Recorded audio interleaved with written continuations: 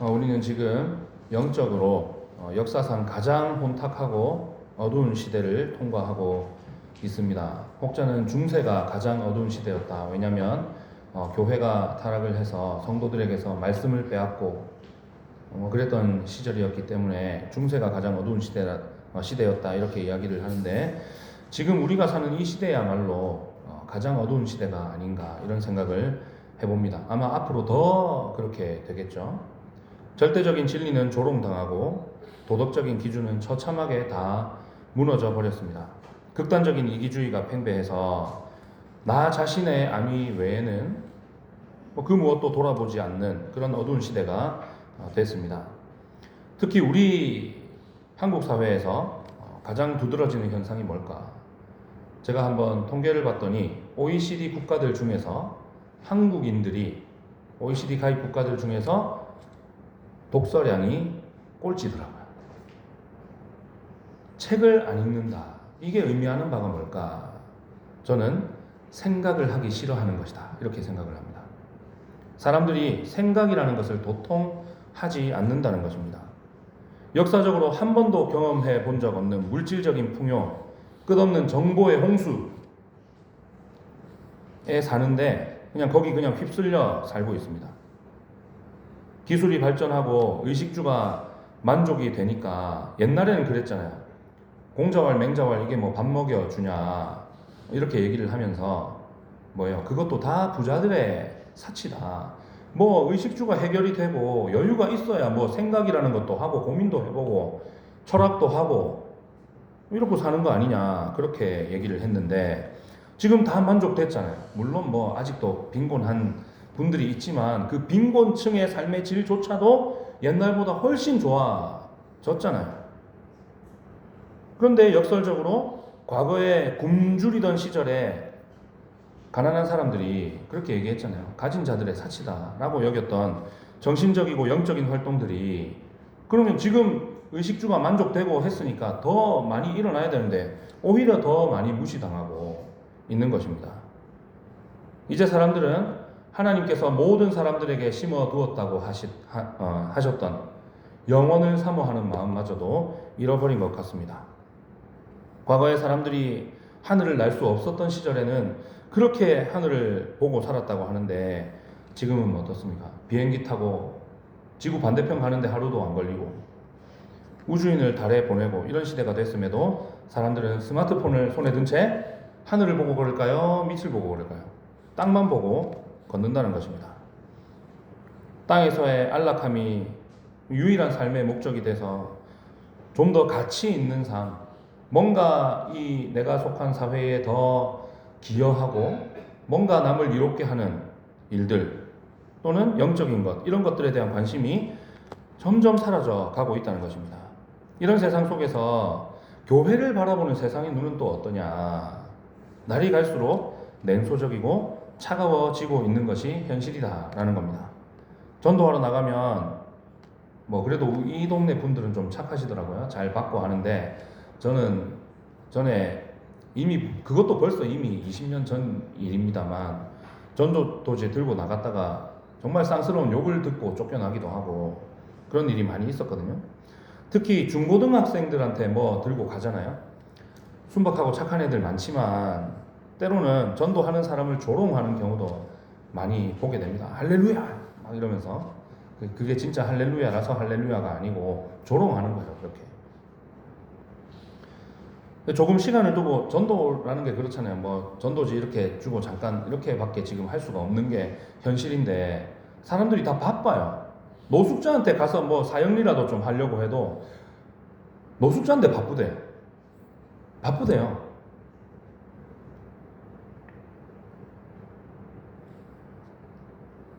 교회가 왜 이렇게 영적인 권세도 잃어버리고 세상 사람들의 조롱을 때로는 받고 이런 모습이 되어버렸을까? 물론 사람들이 생각하기 싫어하는 거, 영적인 것에 대한 관심, 이런 것들이 없어진 것도 사실인데, 근본적인 원인이 어디 있을까? 오늘을 살아가는 성도들이, 우리가 마땅히 품어야 할 종말론적인 긴장감, 종말 신앙을 잃어버렸기 때문이라는 것입니다. 세상 풍조에 그대로 휩쓸린 나머지 주의 몸된 교회의 지체들, 성도들이라고 불리는 우리조차 주님 다시 오실 날이 가까웠다. 이런 영적인 긴장감을 다 잃어버리고 땅의 삶이 영원할 것처럼 세상 사람들과 똑같은 거 고민하면서 더 중요한 영적인 것들을 잊고 살아갈 때가 얼마나 많이 있습니까? 이렇게 우리 믿는 사람들이 세상 사람들과 똑같은 거 고민하고 똑같은 데만 관심 가지고 살아갈 때 교회에 생명이 있겠습니까? 생명력이 다 사라져 버리는 것입니다.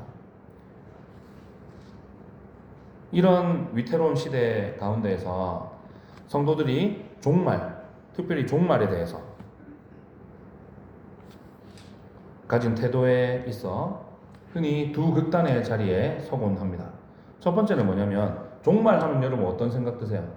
제가 계속해서 요한계시록 이야기하면서 말씀드렸고 한데, 이게 인류 멸망 시나리오로 생각하는 분들이 의외로 아직도 많이 있더라고요. 종말을 그렇게 이해하면 뭐에 사로잡히게 되겠어요? 공포에 사로잡히는 거예요. 그래가지고 지금도 한 번씩 있더라고요. 보니까 뭔 표를 뭐 받으면 어떻게 되네 하면서 피켓 들고 이렇게 다니는 사람들 있더라고요. 30 몇 년 전에 그 다미 선교회 사건으로 끝이 날 줄 알았는데 그런 사람들이 여전히 있어요. 무슨 표 받으면 그 표가 또 계속 변해요. 시대마다.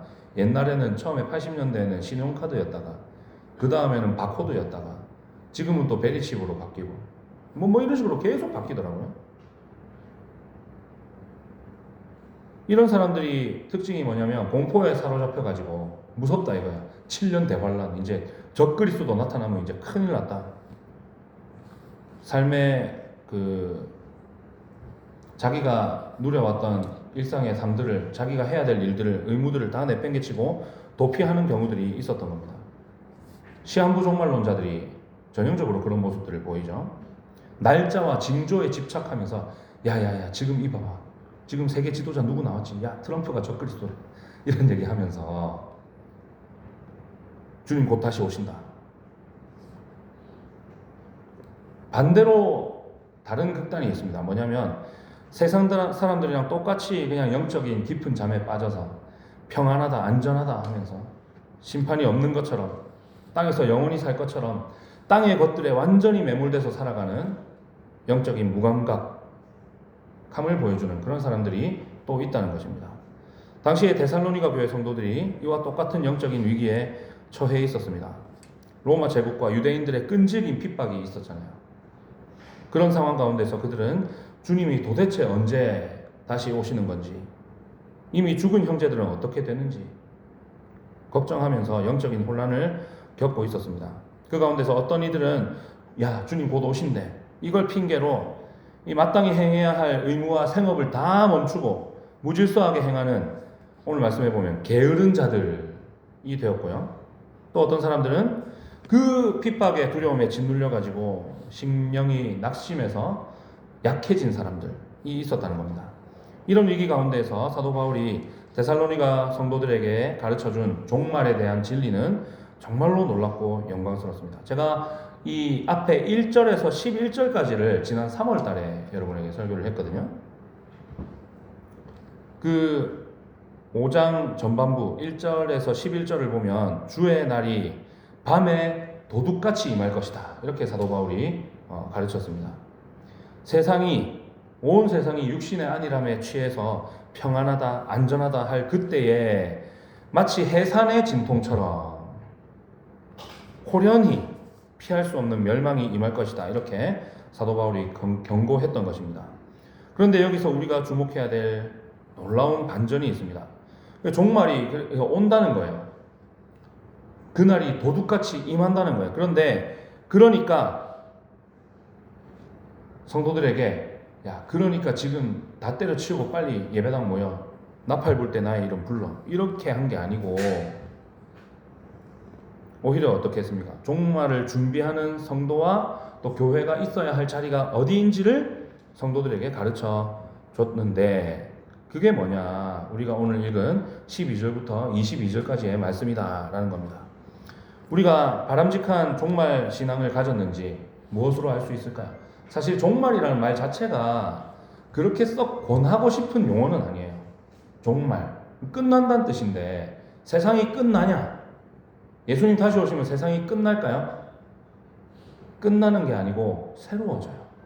요한계시록에 뭐라고 하십니까? 주님께서 보라 내가 만물을 새롭게 하노라. 그래서 새 하늘과 새 땅이 시작되는 거죠. 그래서 이거는 뭐냐? 맨 처음 하나님께서 인류를 창조하시고 그들과 함께 영원히 거하고자 하셨던 에덴의 회복이고 영원한 하나님 나라의 완성, 그게 바로 종말이라는 것입니다. 그러니까 애초에 종말이라는 게 무슨 세상 끝장나는 이야기가 아니고 하나님 나라가 완성되는 이야기라는 것입니다. 우리가 이런 그 종말에 대한 바람직한 신앙을 가졌는지 뭘 보고 알 수 있을까? 매일 마주하는 가족들, 또 믿음의 동역자들, 교회 지체들과의 관계 가운데에서, 그리고 매 순간 주의 몸된 교회를 건강하게 세워나가는 실질적인 삶의 모습들을 통해서 이 사람이 정말로 바른 종말 신앙을 가졌는지 아닌지를 알 수 있다는 것입니다. 따라서 교회는 어떤 공동체가 되어야 되느냐? 마지막 때를 살아가는 성도들에게 가장 안전한 피난처가 되어줘야 되고, 또 뭡니까? 다가올 하나님 나라를 미리 맛보는 하나님 나라 뭐랄까요? 지점, 하나님 나라 지점 또는 하나님 나라 훈련소가 되어야 하는 것입니다. 그러면 주님 다시 오실 길을 예비하는 이 마지막 때에 어떤 교회가 건강한 교회가 될 수 있을까? 우리는 어두워지는 이 세상 속에서 어떻게 영적으로 무장하고 주님의 몸된 교회를 건강하게 세워나갈 수 있을까? 말씀을 통해서 함께 살펴보겠습니다. 첫 번째는 교회의 질서를 세우고 서로 화목해야 한다는 것입니다. 12절 13절 읽어볼까요? 형제들아 우리가 너희에게 구하노니 너희 가운데서 수고하고 주 안에서 너희를 다스리며 권하는 자들을 너희가 알고 그들의 역사로 말미암아 사랑 안에서 가장 귀히 여기며 너희끼리 화목하라. 사도 바울이 마지막 때에 건강한 교회를 세울 방법으로 가장 먼저 언급한 게 뭐냐면 교회의 질서 그리고 화목이라는 것입니다. 12절에서 사도 바울은 교회의 일꾼들이 하는 일을 제시하고 있습니다. 수고하고 다스리고 권하는 것. 이게 이제 교회의 직분자들, 일꾼들이 하는 일이죠. 여기서 수고한다라는 것은 그냥 열심히 일하는 것, 육체적인 노동을 넘어서 뭘 위해 수고하겠어요? 교회에서 일꾼들, 직분자들 뭘 위해서 수고해야겠습니까? 이게 그냥 무슨 당회원들, 목사, 1차적으로는 그런 직분자들이지만 교회에서 우리 모두 섬기는 일을 하고 있잖아요. 뭘 위해서 제일 수고해야 될까요? 복음을 위해서. 복음을 위해서 수고해야 되잖아요. 영혼을 살리기 위해서 피땀 흘리는 수고를 의미합니다. 복음을 전하고 말씀을 가르치고 하는 모든 수고가 다 여기에 들어가는 거예요. 목사는 말씀을 교회에서 교회 선생으로 세움 받았으니까 전하겠죠, 그죠? 그리고 당회원들도 성도들 그렇게 말씀으로 권면하고 하겠죠. 또 여러분은 다 각자 한 사람 한 사람이 뭡니까? 파송받은 주의 사자들로서 믿지 않는 자들에게 복음을 전할 책임들이 다 있는 것입니다. 이게 다 뭐예요? 복음을 위해서 수고하는 것. 저와 여러분 모두가 복음을 위해서 수고하는 자들 되기를 바랍니다. 그리고 뭐냐면 다스리는 일을 하는 겁니다. 세상 독재자들처럼 위에서 군림하고 억압하고 권력 행사하고 이 다스림이 아니고 이게 뭐냐면 군대가 진을 치고 적을 막아서는 이유가 뭐예요? 뒤에 있는 백성들을 지키기 위해서, 보호하기 위해서. 목자가 양떼의 맨 앞에 서서 맹수들로부터 양들을 보호하는 것. 가장이 자기 가정을 돌보듯이 부지런히 책임을 지는 그게 다스림이라는 거예요. 그리고 권하는 것, 이건 뭐냐? 영혼들을 진리의 말씀으로 훈계하고 바른 길로 인도하는 모든 활동들, 이게 다 권하는 일이라는 겁니다. 하나님께서는 마지막 때에 종말을 기다리고 준비하는 교회가 세상의 거센 물결에 휩쓸리지 않도록 이렇게 양떼를 먹이고 다스리는 일꾼들을 교회에 세워주셨습니다. 그러니까 여기서는 이제 1차적으로 누구라 그랬어요? 직분자들이라 그랬죠, 그죠? 이 일꾼들을 향해서 성도들이 어떤 태도를 가져야 될까요? 사도 바울은 먼저 그들을 알라고 명합니다. 너희를 주 안에서 너희를 다스리며 권하는 자들을 너희가 알고. 그냥 이름과 얼굴을 아는 게 아니고 하나님께서 그들에게 맡기신 일이 얼마나 영적으로 가치 있는 일인지, 그리고 그들이 하고 있는 수고가 얼마나 하나님 나라를 위해 중요한 일인지 여러분이 인정하고 알아주라는 뜻입니다. 그래서 교회를 위해서 기도하고 마음 모으고 수고하고 있는 모든 직분자들을 여러분들이 기억하시고 그들의 수고를 아시고 하나님 앞에 기도해 주시기를 바랍니다. 그리고 그들의 수고의 열매로 뭐가 나타나야 되는 거야? 성도들이 사랑 안에서 너희끼리 화목하라. 성도들이 화목해야 된다는 것입니다. 그들의 수고를 헛되게 만들지 않는 길은 사랑 안에서 서로를 가장 귀히 여기고 서로 사랑하고 화목하는 것입니다. 사탄이 교회를 허물 때 사용하는 가장 강력한 무기는 물리적인 박해가 아니에요. 그것도 쓰지만 어떻게 하는 게 교회를 무너뜨리는 제일 좋은 방법일까? 교회의 지도자와 성도 사이를, 또 성도와 성도 사이를 이간질하는 것입니다. 목회자도 성도들도 다 뭡니까? 사람이잖아요. 연약함이 있을 수 있거든요. 허물이 있을 수 있어요. 사탄이 하는 일이 뭐라고요? 그 허물을 크게 바라보는 거예요. 분명히 그걸 제외하고 더 나은 모습들, 장점들이 분명히 있는데 그걸 못 보게 만드는 겁니다. 그래서 서로 그 허물 하나 가지고 물어뜯고 정죄하게 만들어서 결국은 뭐야? 강단에서 선포되는 말씀의 권위도 무너지고 교회의 질서도 무너지고 성도들 간의 관계도 무너지고, 이렇게 되면 어떻게 됩니까? 참된 평화와 화목이 교회에 자리 잡을 수가 없는 거야. 허구한 날 싸우고 다투고. 그러면 자연스레 물리적인 박해, 외부에서 뭐 예수 믿으면 죽인다 이런 거 안 해도 저절로 교회가 무너지게 되는 것입니다. 마귀가 그걸 너무 잘 알아요. 그래서 우리가 항상 조심해야 될 게 뭐겠습니까? 나뉘는 거. 우리의 마음이 나뉘는 거. 그렇기 때문에 고린도전서에서 사도 바울이 가르친 대로 우리가 어떻게 해야 되겠습니까? 항상 같은 마음을 품고 같은 뜻을 품고 같은 말을 하고, 그죠? 같은 주님을 섬기는 우리 공동체라는 것을 늘 기억하면서 함께 마음을 모아야 된다는 것입니다. 교회를 위해서 피땀 흘려 수고하고 기도에 무릎을 꿇는 교회의 모든 일꾼들, 직분자들을 여러분 격려해 주시기를 바랍니다. 때로는 그들의 부족함이 보일 수 있죠. 그럴 때 그들을 정죄하기보다 사랑으로 덮어주고 기도로 동역하시기를 바랍니다. 이렇게 견고한 질서와 사랑의 토대 위에서 우리 산동교회가 사탄의 어떠한 이간질도 틈타지 못하는 진정한 평화와 화목을 누리는 건강한 교회로 세워질 줄 믿습니다. 두 번째는 모든 사람에게 오래 참아야 됩니다. 14절 15절 읽어볼까요? 또 형제들아 너희를 권면하노니 게으른 자들을 권계하며 마음이 약한 자들을 격려하고 힘이 없는 자들을 붙들어주며 모든 사람에게 오래 참으라. 삼가 누가 누구에게든지 악으로 악을 갚지 말게 하고 서로 대하든지 모든 사람을 대하든지 항상 선을 따르라. 올바른 이 종말 신앙을 가지고서 주님 오실 날을 준비하는 건강한 교회의 첫 번째 기초가 질서와 화목이었잖아요. 아까 첫째 하면서 제가 말씀드렸죠. 질서와 화목이라면 두 번째 기초는 뭐냐? 서로 오래 참는 것입니다. 사도 바울은 14절에서 교회 공동체 안에 존재하는 세 부류의 연약한 사람을 예로 들고 있습니다. 그러면서 이 여러 부류의 사람들이 있기 때문에 뭐예요? 천편일률적으로 기계적으로 처방을 하는 것이 아니라 각 사람의 상태에 맞는 목회적인 돌봄이 필요하다는 것을 우리에게 가르쳐 주고 있습니다.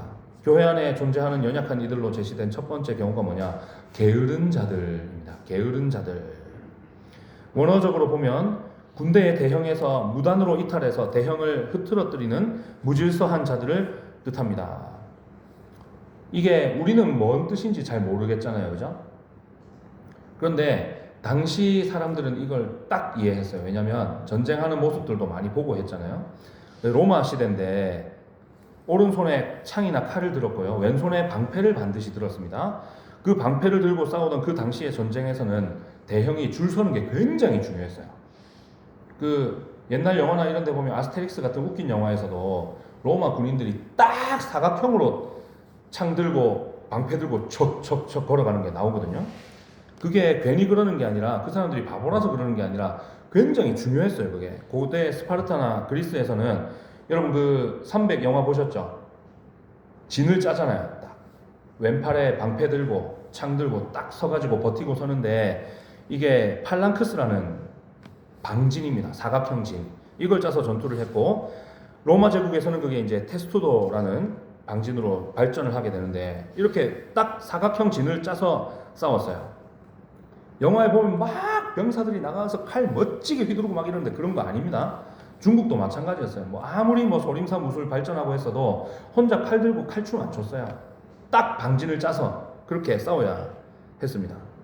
한 사람이 대열을 이탈하면 그 왼쪽에서 그 사람의 방패로 보호를 받던 사람이 비게 돼요. 자기 앞이. 위험해지거든요. 오늘 말씀에서 게으른 자들로 소개된 이들이 바로 그런 사람들인 거예요. 그 한 명이 빠지면 그 왼편 사람이 위험해지는데 그냥 자기 살겠다고 도망가 버리고 그 공동체에 기여할 생각을 하지 않고 이들은 종말의 임박함을 오해해서 일상생활을 제대로 영위하지 않았던 사람들로 추정됩니다. 야, 곧 예수님 다시 오실 건데 뭔 일이냐 일은 돈은 벌어 뭐 하냐. 그래서 마땅히 해야 할 노동도 하지 않고 가족도 책임지지 않고 이게로 인해서 교회 공동체에도 폐를 끼치고 있는 이런 무리가 있었다는 겁니다. 마치 대열을 이탈해서 부대 전체를 위기에 빠뜨리는 병사와 같은 모습. 이들에게는 어떻게 하라고 합니까? 권계하라. 권계, 권면과 훈계, 진리의 말씀에 기초해서 사랑으로 권면하고 단호하게 훈계하고 하라는 것입니다. 또 돌봄이 필요한 연약한 무리는 누구냐? 마음이 약한 자들. 이들은 환난과 핍박 혹은 종말의 두려운 징조 앞에 영적으로 심령이 아주 쪼그라들고 낙심한 그런 사람들이었다는 것입니다. 그냥 공포에 질려 있는 거야. 야, 언제 로마 군대가 쳐들어와서 우리 다 잡아 죽일지 몰라. 언제 유대인들이 와서 우리를 잡아다가 돌로 쳐 죽일지 몰라. 이들에게 필요한 건 뭘까? 게으른 자들은 단호하게 혼내고 야단치고 해서 야, 너 빠지면 안 돼, 들어와 해야 되는데 이 사람들은 어떻게 해야 되는 거야? 따뜻하게 품어서 안아주고 세워주는 격려와 위로가 최고의 처방이었다라는 것입니다. 그 다음은 힘이 없는 자들이 있었습니다. 이 사람들은 도덕적으로 유혹에, 죄의 유혹에 아주 취약해서 잘 넘어지거나 영적으로 너무 연약해서 홀로 이렇게 서지 못하고 자꾸만 미끄러지는 사람들이 있어요. 그래서 자꾸만 주변 사람들에게 이렇게 매달리고 의존하고 사람 의지하고 뭐 이런 사람들이 있다는 거예요. 이들은 판단의 대상이 아니고 붙들어줄 대상이다 라는 겁니다. 힘이 없는 자들을 뭐 해주라고요? 붙들어주며 쓰러져서 낙오하지 않도록 사랑과 기도의 손으로 붙들어줘야 하는 것입니다. 이 세 부류의 사람들, 대부분 이 세 부류에 우리가 교회에서 돌봄이 필요한 이들은 이 세 부류에 다 들어가지 않겠습니까? 그죠? 이들을 향한 모든 처방의 가장 깊은 곳에 흐르는 대전제, 공동된 정신이 뭘까? 그 모든 사람에게 어떻게 하라고요? 오래 참으라는 것입니다. 교회는 스스로 온전해진 의인들이 막 모여갖고 나는 이렇게 해서 의로워졌어, 나는 저렇게 해서 의로워졌어 하고 자기 의를 자랑하는 곳이 아닙니다. 만약에 그렇다면 구원은 하나님의 은혜가 아니라 뭐가 되는 거야? 내 공로로 삼게 되는 거예요. 교회는 그런데 어떤 곳입니까? 죄와 상처로 얼룩지고 영적으로 병들어서 허덕이는 영혼들이 예수 그리스도의 이름으로 모여서 치료받고 자라가는 공동체, 마치 병원과도 같은 곳이라는 사실입니다. 여러분, 종합병원에 가면 정상적인 사람이 많을까요? 환자가 많을까요? 환자가 많죠. 그 환자들을 향해서 너 왜 아파? 이렇게 하는 분이 있습니까? 아무도 없죠. 너 왜 빨리 안 나? 자기도 그걸 모르는데 이유를. 이렇게 화내거나 정죄하는 사람이 병원에 있으면 그 사람이 이상한 거죠. 그죠? 자기 의지에 달린 게 아니에요. 병이 낫는 것은. 죄도 마찬가지입니다. 죄의 문제도. 아무리 우리가 말하고 가르치고 때로는 정죄하고 때로는 책망하고 해도 그 사람이 변화되는 건 누가 하는 일일까요? 예, 성령님께서 그 사람 안에 하시는 일입니다. 그렇기 때문에 어떤 이는 그 성령님의 사역에 의해서 강해져서 성숙해서 남을 섬기는 자리에 있는 사람도 있고, 어떤 사람은 아직 때가 되지 않아서 성령님의 만지심이 더 필요한, 그래서 연약한 상태에 있는 사람도 있는 것입니다. 따라서 내 기준과 내 믿음의 잣대를 가지고 지체의 연약함이나 영적 성장이 뭐 좀 나보다 더딘 걸 가지고 함부로 판단하고 정죄하면 안 된다는 것입니다. 한 영혼이, 보세요, 구원받는 것도 엄청난 기적인데, 그렇잖아요. 하나님과 원수된 우리가 무슨 수로 구원을 받겠냐고. 그렇기 때문에 한 죄인이 믿고 하나님의 자녀가 되는 것이야말로 우주적인 사건이고 어마어마한 사건이 되는 것입니다. 그러면 그 사람이 주 안에서 변화돼서 성숙한 그리스도인으로 일어나기까지는 또 얼마나, 그죠? 엄청난 과정이 필요하겠어요.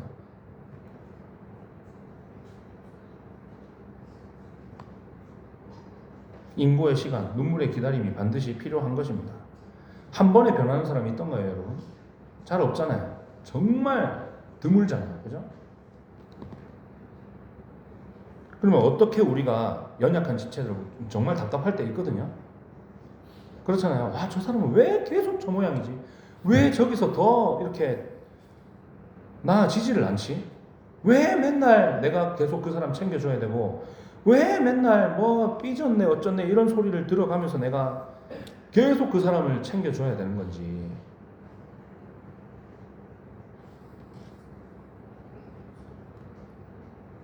우리가 그들을 향해 어떻게 오래 참을 수 있겠습니까? 그 비결이 뭘까요? 어떻게 하면 여러분 다른 사람을 보고 오래 참을 수 있을까요? 조금 속된 말인데 내 꼬라지를 먼저 보면 됩니다. 나 자신을 먼저 보면 돼요. 나를 택하시고 구원하신 주님께서 지금도 나를 기다려주시고 실패하는 나를 향해서 끝까지 참아주시는 거예요. 주님께서 우리 보고 뭐라고 하실까요? 야, 너 답답하지? 나는 환장하겠어? 이러지 않으실까요? 우리는 뭐 다른 연약한 지체들보다 얼마나 더 나아서 그래봤자 죄인이지. 그 주님께서 나를 향해서 오래 참아주신 결과가 지금 내가 여기 앉아서 예배 드리고 있는 거 아니겠습니까? 지체를 향해서 쉽게 조급해지거나 판단하고 정죄하고 싶어질 때마다 이 한심한 나를 기다려주시고 오래 참아주신 주님의 사랑을 떠올리시기를 축복합니다. 믿음이 연약한 지체의 손을 잡아주고 고난으로 낙심해서 넘어진 지체를 일으켜 세워주고 주님의 마음으로 끝까지 기다려주시기를 바랍니다. 그 기다림과 오래 참 가운데에서 우리 산동교회가 죄로 쓰러진 영혼, 고난 중에 낙심한 영혼이 살아나서 다시 일어나는 가장 따뜻하고 가장 건강하고 가장 사랑이 넘치는 공동체가 될 줄 믿습니다. 세 번째는 성령님의 인도하심을 따라야 되는 것입니다. 16절에서 22절 한 구절 한 구절이 짧기 때문에 그냥 한번 쭉 읽어볼게요. 항상 기뻐하라, 쉬지 말고 기도하라, 같이요. 범사에 감사하라. 이는 그리스도 예수 안에서 너희를 향하신 하나님의 뜻이니라. 성령을 소멸하지 말며 예언을 멸시하지 말고 범사에 헤아려 좋은 것을 취하고 악은 어떤 모양이라도 버리라. 마지막 때를 준비하는 건강한 교회를 세우는 가장 본질적인 능력이 어디서 나오냐? 말씀과 성령님의 인도하심이라는 것입니다. 우리가 너무 잘 알고 암송하는 이 16절에서 18절 항상 기뻐하라, 쉬지 말고 기도하라, 범사에 감사하라. 이 말씀은 사람의 의지나 뭐 어떤 수양 이런 것들로 순종하고 이룰 수 있는 것이 아닙니다. 여러분 어떻게 항상 기뻐해요? 좋은 일이 있으면 기뻐하겠죠. 안 좋은 일 있을 때 여러분 기뻐할 수 있어요? 우리가 어떻게 쉬지 않고 기도하고 무슨 수로 범사에 감사합니까? 사람의 힘으로는 절대 안 되는 거죠. 그야말로 인간의 영역을 넘어선 초인적인 경지 아니겠습니까? 이 초인적인 삶의 열매 우리 힘으로 맺을 수 있습니까? 안 된다는 겁니다. 오직 그리스도 예수 안에서 우리 안에 계신 성령님의 인도하심과 통치를 받을 때에만 맺을 수 있는 성령의 열매라는 것입니다. 그러면 어떻게 해야 우리가 또 우리 교회가 성령님의 온전한 인도를 받을 수 있겠습니까? 사도 바울은 이 성령 충만을 유지하기 위한 구체적인 수단으로 19절부터 22절에 걸쳐서 이 말씀을 하고 있습니다. 첫 번째는 성령을 소멸하지 말라는 겁니다. 여기서 소멸하다로 번역된 헬라어는 타오르는 불을 꺼버리는 행위를 말해요. 성령님이 소멸하는 분입니까? 아니죠, 그죠? 성령님께서 내 안에 불러일으키신 거룩한 열망, 열정 이런 것들을 꺼뜨리지 말라는 거예요. 우리 안에서 역사하시는 성령님의 은혜의 불꽃, 기도의 불꽃, 순종의 불꽃, 예배를 사모하는 마음, 영혼을 사랑하는 마음, 온전한 인도하심 이런 것들을 불신앙과 불순종, 죄로 꺼뜨리지 말라는 명령입니다. 두 번째는 예언을 멸시하지 않는 것입니다. 여기서 말하는 예언은 점쟁이가 하는 예언이 아니고 하나님의 말씀인 성경을 바르게 해석하고 강론하고 선포하는 목사의 설교가 예언이에요. 제가 지금 예언을 하고 있는 겁니다. 주일마다 강단에서 선포되는 말씀을 사람의 말로 치부하지 말고 내 영혼을 향한 하나님의 세미한 음성으로 듣고 순종해야 되는 것입니다. 세 번째는 범사에 헤아려 좋은 것을 취하고 악은 어떤 모양이라도 버리는 것. 범사에 헤아린다 이 말씀은 이 진리의 말씀을 기초로 해서 영적인 분별력을 가지라는 거예요. 범사에 헤아리라. 말씀에 합당한 선하고 의로운 것, 좋은 것은 어떻게 해야 되겠어요? 힘을 다해서 붙잡아야겠죠, 그죠? 그리고 말씀에 어긋나는 세상의 가치관, 타락한 문화, 사소해 보이는 죄의 유혹까지 포함해서 그 어떤 모양이라도 겉모습조차도 어떻게 하라는 것입니까? 과감하게 잘라내라는 것입니다. 참된 신앙은 신학적인 또 성경적인 기초가 없는 은사주의의 무질서한 그런 뜨거움도 배격하지만 반대로 지성만 앞세우느라 제가 한때 그랬거든요. 소위 개혁 신학 매니아랄까요? 개혁 신학 좋죠. 좋은 거 다 알죠. 가장 성경적인 신학이죠. 우리 합동측이 붙들고 있는 그 신학인데 그 좋죠, 그래. 근데 그게 지성만 앞세워가지고 내가 많이 아는 거 자랑하고 지적인 허영에 빠져가지고 이러고 있으면 되겠습니까? 그것도 안 되는 거예요, 그죠? 가슴이 함께 뜨겁고 머리는 차갑고 이렇게 가야 되는 겁니다. 성령님의 참된 인도하심은 언제나 기록된 하나님의 말씀과 함께 가는 것이고, 그래서 말씀에서 벗어난 성령 운동은 다 가짜입니다, 가짜. 반대로 뭐예요? 성령의 불이 꺼진 채로 삶의 실질 없이 문자만 붙들고 내 책 들고 개혁교회학, 헤르만 바빙크 들고 이러고만 있는 것도 진짜 신앙이라 할 수 있을까? 아니라는 것입니다. 오늘 우리의 영적 상태를 돌아봤으면 좋겠습니다. 세상의 정욕과 안일함에 취해서 우리 심령 속에 기도의 불꽃, 은혜를 사모하는 불꽃 이런 것들이 다 꺼져 있지는 않은지, 매주 선포되는 강단의 말씀을 흘려보내면서 영적인 무감각을 드러내고 살고 있지는 않은지, 때로는 예배 시간에 그럴 수 있잖아요. 몸이 피곤하니까 조는 건데 여러분을 재워서 죄송한 마음이 저도 한 번씩 듭니다. 어떻게 하면 여러분을 덜 재울까? 설교를 재밌게 할까? 웃겨버릴까? 여러분, 제가 웃기면 잘 웃길 것 같으세요? 못 웃길 것 같으세요? 잘 모르시겠죠? 제가 한때 잠시 애써본 적이 있거든요. 잘 안 웃더라고요. 그래서 소용이 없다는 걸 깨달았습니다. 그런데 목사가 한 주간 말씀과 깊이 씨름하면서 먼저 자기에게 적용하고 소화해서 들고 나온 설교가 졸리다면 때로는 뭐예요? 듣는 이의 영적인 상태도 돌아봐야 하지 않을까, 이런 생각도 든다는 것입니다. 제가 제 과거를 생각해 보면 종종 그래요. 지금은 제가 졸 수가 없어요. 앞에 서서 설교하는데 무슨 수로 졸아요, 그죠? 제가 졸면 큰일 나죠, 그죠? 근데 뒤에 앉아 있을 때, 졸았을 때를 이렇게 돌아보면 영적으로 정말 건강하지 못했을 때가 많았던 게 기억이 납니다. 강단에서 선포되는 말씀을 나를 향한 하나님의 음성으로 여기고 귀를 온전히 기울일 때 심령 속에 다시 성령의 불꽃이 타오를 것인 줄 믿으시기 바랍니다. 성령님의 은혜의 불씨가 뜨겁게 활활 타오르면 어떻게 되겠습니까? 세상의 죄의 유혹도 단호하게 끊어내고 악은 모양이라도 버리는 거룩한 삶, 신앙의 실질이 나타나는 복된 삶을 살아가게 될 줄 믿으시기를 축복합니다.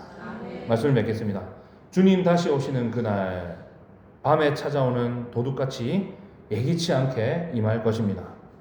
왜냐하면 날짜를 우리에게 가르쳐 주신 적이 없기 때문입니다.